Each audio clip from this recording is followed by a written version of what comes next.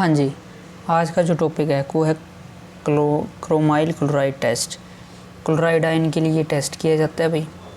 इस टेस्ट में क्या करेंगे, टेस्ट ट्यूब में NaCl H2SO4 और इन सभी को ले लेंगे अपन। तो टेस्ट ट्यूब में रेड वेपर आने लग जाएंगे। तो फर्स्ट क्वेश्चन तो ये हो गया कि वो रेड वेपर किसके होंगे, CrO2Cl2 के होंगे। इसका नाम है क्रोमाइल क्लोराइड।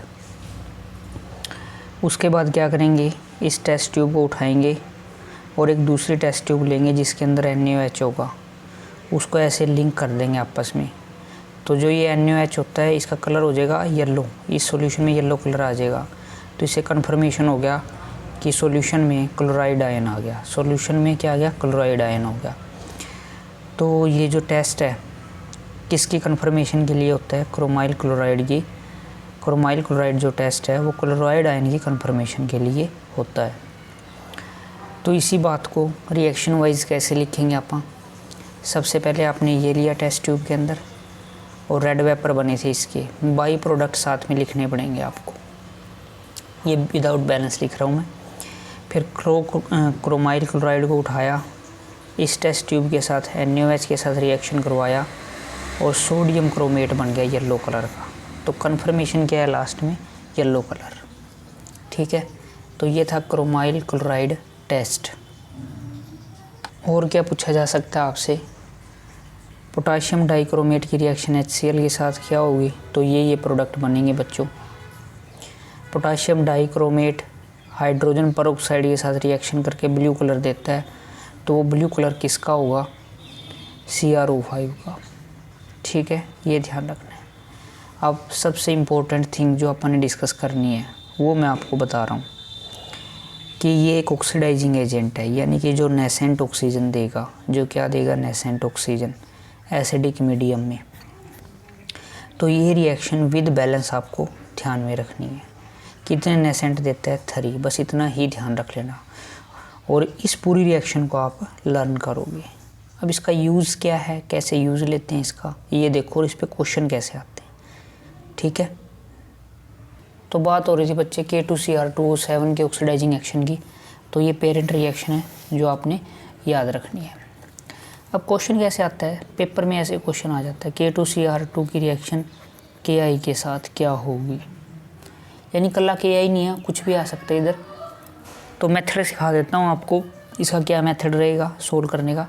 इसको अपन 2 स्टेप में सोल्व आउट करेंगे। स्टेप 1 में आपने क्या करना है, सबसे पहले पेरेंट रिएक्शन, इसको मैं पेरेंट रिएक्शन बोलूँगा। पेरेंट इसलिए बोलूँगा कि इसकी ऑक्सीडाइजिंग एक्शन की कोई रिएक्शन आ जाए तो सब में ये लिखना ही है आपने। स्टेप 1 सब में लिखोगे।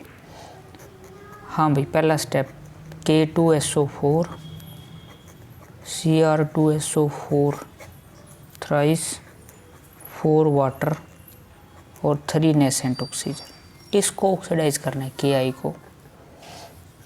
स्टेप 2 जिसका भी ऑक्सीडेशन करना है उसको लिखोगे Ki H2SO4 भी लिखना पड़ेगा साथ में। जो यहाँ नेसेंट होगी ना, क्योंकि इसका ऑक्सीडेशन करना है एक्चुअल में, तो हर एक केस में यहाँ नेसेंट भी लिखोगे। जो बनने वाला प्रोडक्ट है I2। ठीक है, अब ये चीज़ें आपको ध्यान रखनी पड़ेंगी। K2SO4, ठीक है, साथ में वाटर। देखो इजी क्या है इसमें, ये वाली रिएक्शन जितने भी को ये ऑक्सीडेशन करेगा, ये वाली हर एक में लिखनी है आपने, हर एक में। तो चेंज सिर्फ सेकंड स्टेप होगा। स्टेप 3 में आपने जो तीसरा स्टेप है इसको बैलेंस करना है पहले। I2 कितने हैं, 2, 1 है 2, बाकी बैलेंस हो गया। मेरे हिसाब से तो सारा बैलेंस हो गया। ये स्टेप 3 था, यानी कि स्टेप 2 वाली रिएक्शन को बैलेंस करना है। स्टेप 4 में क्या करना है, नेसेंट ऑक्सीजन को बैलेंस करना है। बैलेंस नेसेंट ऑक्सीजन कितने हैं, 3। तो 3 से मल्टीप्लाई कर दोगे सारे को। ठीक है, करें मल्टीप्लाई 3 से। तो 3 से जब मल्टीप्लाई करोगे, ओवरऑल रिएक्शन लिखनी होती है इसकी, तो 3 से मल्टीप्लाई करते हैं बच्चे।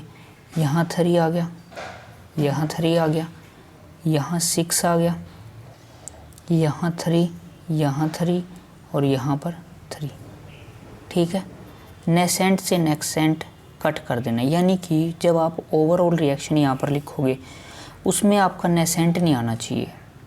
अगर और कुछ कटता है तो काट दो, वरना क्या करना है, जो ब्रैकेट एरो से इस साइड है उनको इस तरफ लिख दो इकट्ठा करके, जो एरो से इस साइड है उनको इकट्ठा करके इस तरफ लिख दो।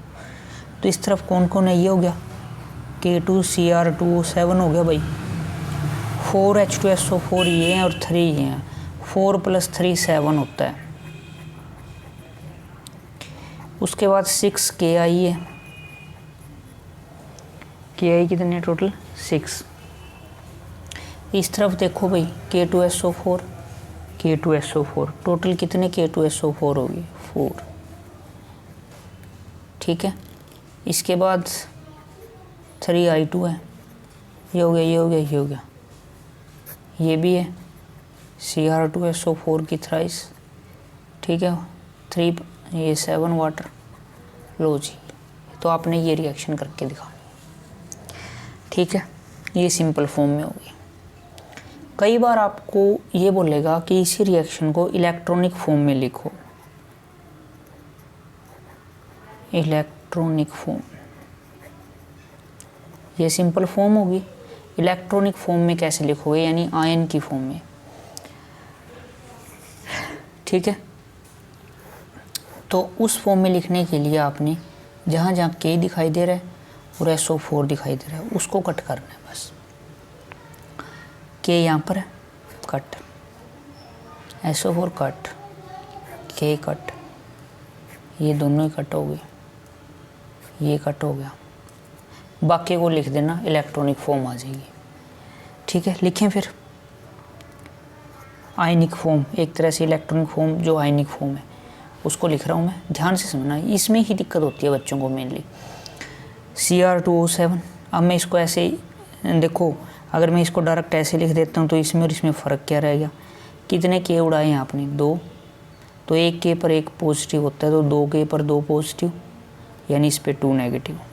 जितना पॉजिटिव गया है उतना ही नेगेटिव लगा दो। एक बार फिर से, कितना पॉजिटिव यहाँ से कट किया आपने, 1K एक पॉजिटिव होता है, 2K थे ना, तो 2 पॉजिटिव टोटल कट किया आपने।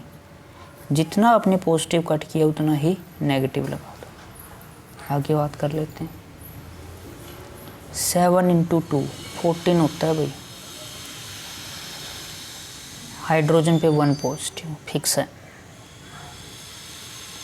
6 का 6 I पे 1 नेगेटिव, 1 पॉजिटिव 1 नेगेटिव, ठीक है। अब कई बच्चे कहेंगे सर 6 पॉजिटिव हो गया यहाँ पर, क्योंकि 6 K कट किए हैं, ठीक है।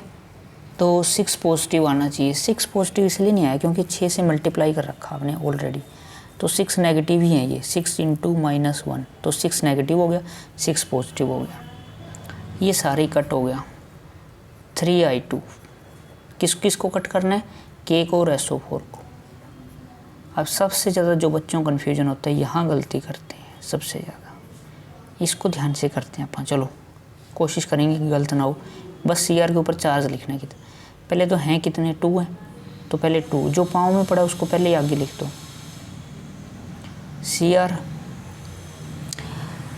ठीक है, 2Cr, ओके।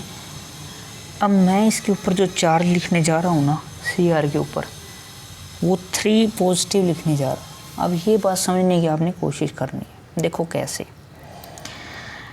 टोटल 6 पॉजिटिव हो गया, इसका मतलब आपने 6 नेगेटिव कट किया है। दोबारा सुन लो, टोटल तो 6 पॉजिटिव हो गया, 6 नेगेटिव कट किया। वो कैसे, ये पुरानी बात है भाई, SO4 के ऊपर -2 होता है, एक SO4 के ऊपर कितने SO4 हैं 3, तो 3 पे -6 हो गया, और ये कितने हैं +6, वाटर का वाटर।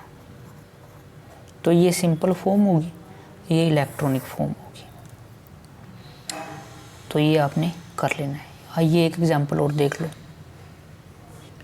ये भी बड़ी इंपॉर्टेंट रिएक्शन है भाई FeSO4 के साथ। देखो फिर कैसे सोल्ट आउट करोगे।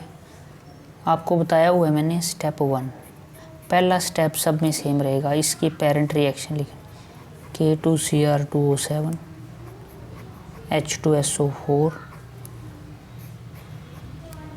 ठीक है। क्या क्या था, K2SO4। वीडियो पॉज करके ना आपने खुद प्रोडक्ट बिना देखे लिख के देखने हैं पहले, ताकि आपको याद है कि नहीं। Cr2SO4 की थ्राइस, फिर वाटर था, और वाटर के बाद नेसेंट ऑक्सीजन। ये तो हर एक में लिखनी पड़ेगी आपको, ठीक है। जो ये वाली रिएक्शन है ये आपने हर एक में लिखनी है, विद बैलेंस ही याद रखना इसको, तो नहीं तो बार बार दिक्कत होएगी फिर। स्टेप 2 में जो साथ में दिया हुआ है उसको लिखना है, FeSO4 plus H2SO4 plus nascent, फिर ये चेंज होता है Fe2SO4 की थ्राइस में। हाँ, सेकंड वाली रिएक्शन लर्न करनी पड़ेगी, लेकिन फर्स्ट वाली बार बार एक ही आएगी तो लर्न करने की ज़रूरत नहीं पड़ेगी, ठीक है।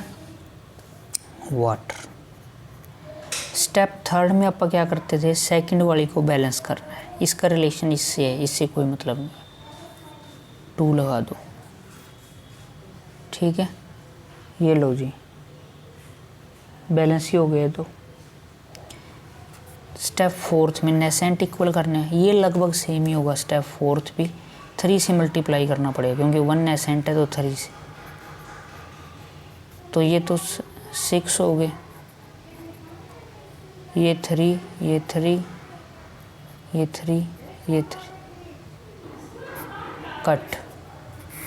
फिर पुराने वाला काम है भाई, एरो से जो इस तरफ उनको यहाँ लिख दो, एरो से जो इस तरफ उनको यहाँ लिख दो, बस। इलेक्ट्रॉनिक फॉर्म बनाने के लिए क्या करोगे, K और SO4 को कट करो। अब क्वेश्चन ये राइज होता है कि दो तो आपने पढ़ लिए, एक तो Ki का ऑक्सीडेशन करता है ये, ठीक है, एक FeSO4 का, और कौन कौन से याद रखने हैं अपने को वो मैं लिख देता हूँ। यानी कि सेकंड वाली रिएक्शन पेरेंट्स तो सब में सेम रहेगी, सोल्व करना भी आ गया आपको जहाँ तक मेरे को लगता है। ना ये तो भाई ग्रुप में मैसेज डाल दियो, दोबारा फिर करवाएंगे अपन। सेकंड वाली रिएक्शन है वो आपको लर्न करनी है बस अकेली। तो वो कौन कौन सी रिएक्शंस हैं जो मेनली आपने पहले लर्न करनी है वो मैं आपको बता देता हूँ। तो बच्चे ये वो रिएक्शन है जो अपन ने मेनली लर्न करनी है। पेरेंट रिएक्शन तो सब में सेम ही होएगी, ठीक है। जो सेकंड स्टेप वाली रिएक्शन थी, सेकंड स्टेप वाली, वो ये है, ठीक है। तो आपने क्या करना है, ठीक है, इन सभी का मेरे को सोल्व करके स्क्रीनशॉट भेजना है, ठीक है। सोल्व करने का मेथड मैं सिखा चुका हूँ।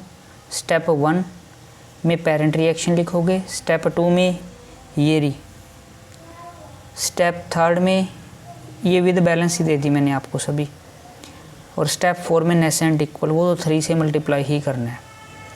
यानी स्टेप सेकंड सबसे इम्पोर्टेंट है। स्टेप सेकंड वाली रिएक्शन आपको लर्न करनी है ये, कि Ki किस में चेंज होता है, FeSO4 किस में चेंज होता है, H2S किस में चेंज होता है, Na2SO4 किस में चेंज होता है, अल्कोहल किस में चेंज होता है, एल्डिहाइड किस में चेंज होता है। तो ये आपने ध्यान रखनी है मेनली, ओके।